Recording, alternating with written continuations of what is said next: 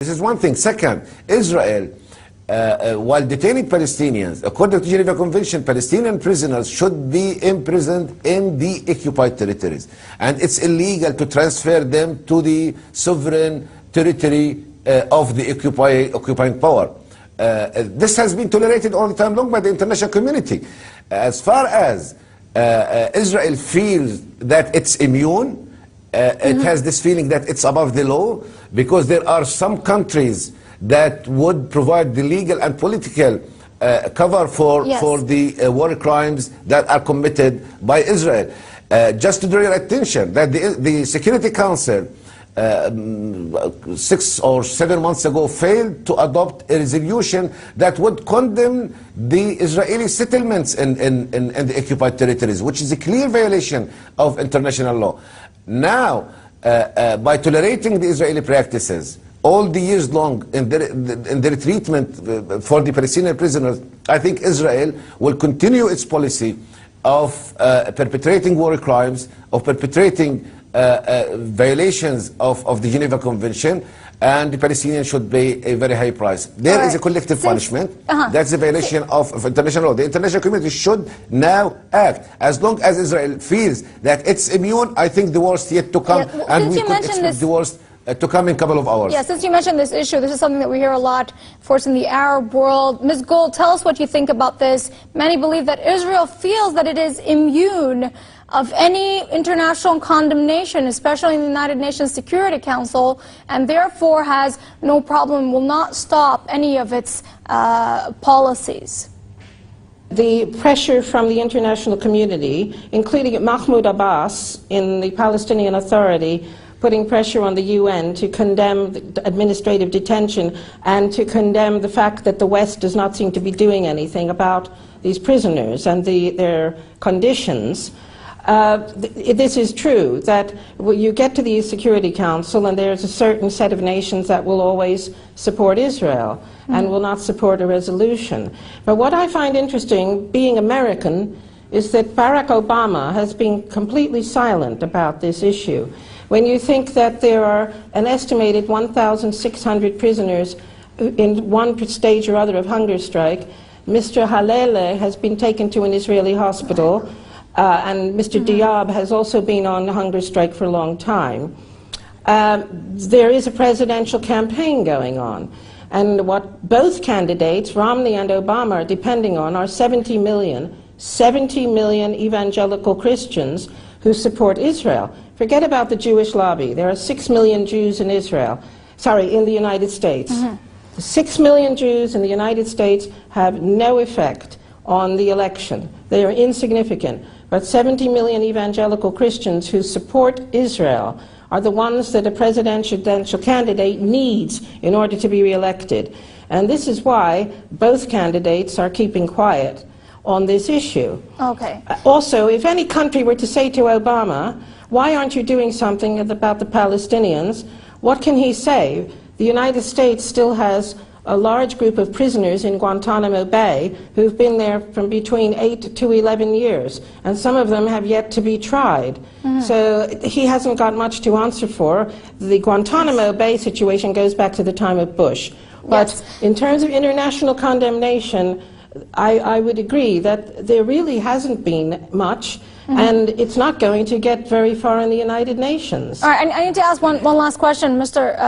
Yunus in Gaza, before we lose him. The issue of the Arab League, I mean, what are the Palestinians asking for from the Arab League? Should they take a harsher stance? Should they have more meetings? Should they take this to the Security Council? Are they themselves also weak in this point? Yes, I think we have very serious problem here.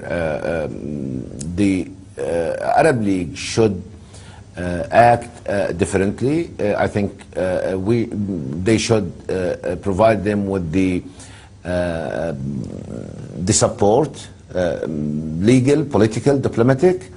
At least the file should be transferred to the United Nations, the General Assembly, as well as the Security Council, and a session, an emergency session, to be held by the Human Rights Council. We're talking about many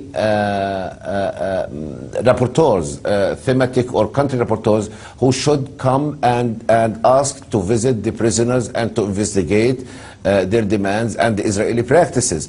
This job or this mission should be conducted by the Arab League. The Arab League, I think, so far failed to show the needed support for the prisoners and to push forward their case. And I think as long as the international community is not intervening to alleviate their conditions and to alleviate the misery that's prevailing in the Israeli prisons, I think now the alternatives will be the Arab League should take the initiative in this regard. I think the Palestinian split has its dynamics, and I think it's one of the serious obstacles in front of strategizing and to go ahead to support the prisoners.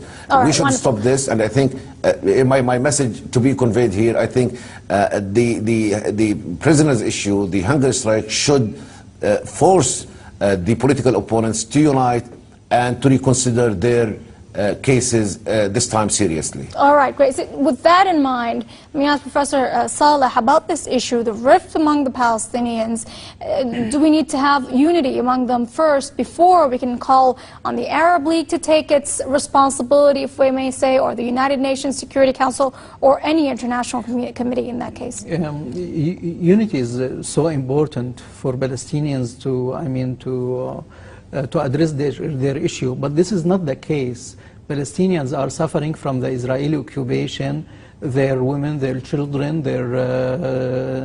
those prisoners in jails, their houses being demolished, not because whether they are having unity or not.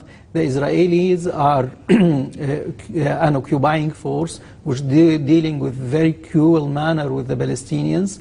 And when Palestinians were united, also for a long time, the Israelis continued the very same policies against Palestinians, killing, torturing, injuring, detaining, arresting, and also seizing their land. So it is a policy of the Israelis, and in a very systematic way, in the process of Judaizing the areas of Jerusalem, all areas of West Bank, and so on. So it is a consistent policy, and in this case we should blame those who are doing such policies, the occupiers, not the victims. Yes, of course. Yes, but doesn't the Arab League and the Palestinian leadership on both sides, don't they also have a responsibility in this respect? Yeah, well, they are united in the case of Palestinian prisoners. They are in one way, and they are united in addressing the issue of prisoners. They are not divided in such a case, and they are cooperating in promoting such an issue. I think it is their responsibility, the responsibility also of the Arab League, also of the organization of Islamic Council or Cooperation or Islamic League.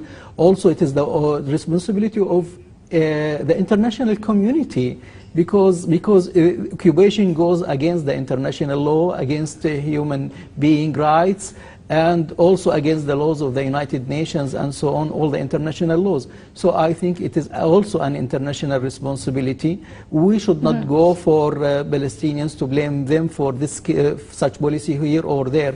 It is the responsibility of the international community to force or to push the Israelis to withdraw from the Palestinian lands, and this is #1 responsibility of the big powers who are supporting Israel and gave them such a cover for their cruel policies in the Yes, do you think that we'll see a third intifada as a result of this mass hunger strike and mass protest? Well, everything is expected nowadays in Palestine because Palestinians are united in such policies against the Israeli policies against the prisoners, and I think it is very clear case of the Palestinian prisoners, and all the Palestinians, Arabs and Muslims and international community who are with justice and freedom are supporting Right. such a case of the Palestinians. All right, Professor Mohsen Saleh from Zaytuna Center for Studies, I want to thank you very much for being you. with us. Ms. Garen Gold, journalist joining us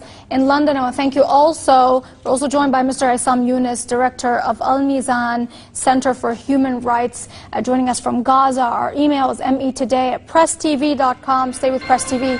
Goodbye for now.